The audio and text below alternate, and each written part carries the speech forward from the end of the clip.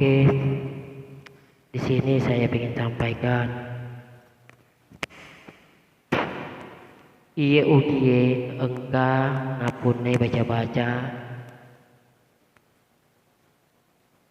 nama jarabe.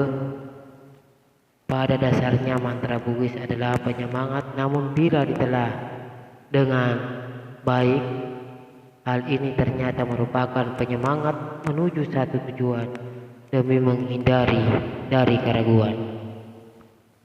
Salah satu contoh mantra minyak cak gelut minyak tompor estoy esto tompor rupaku ulam manolo ribatak kasakku ulat tepu ribaroku dua gah matan estoy sangadi genep dua matan estoy nagenak to dua papo jina yano lauria. Yang disebut Yano di sini adalah nama yang target yang kita tuju.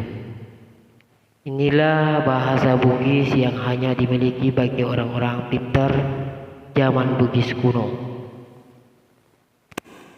Bila ada warga butuh bantuan untuk membuka jalan menuju satu tujuan, maka dalam menghadapinya hanya dengan menyebut kata-kata yang tersebut mantra tadi.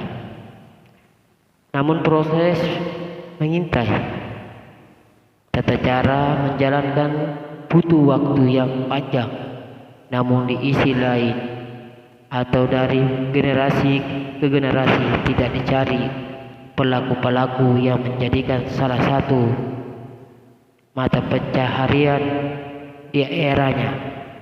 Jadi simpul semangat terdivisi di masa lalu melahirkan satu pegangan tanro antara murid dan gurunya, antara lain marumpu pinceng nama polo jarum rigau angkamu palelei agurumu tepaisen. Pecah piring patah jarum tak akan pernah bisa diajarkan kepada orang pengetahuan kita. Demikian, jangan lupa subscribe dan bagikan like dan komen agar tidak ketinggalan video-video selanjutnya, yaitu baca-baca Umi. Terima kasih. Wassalam.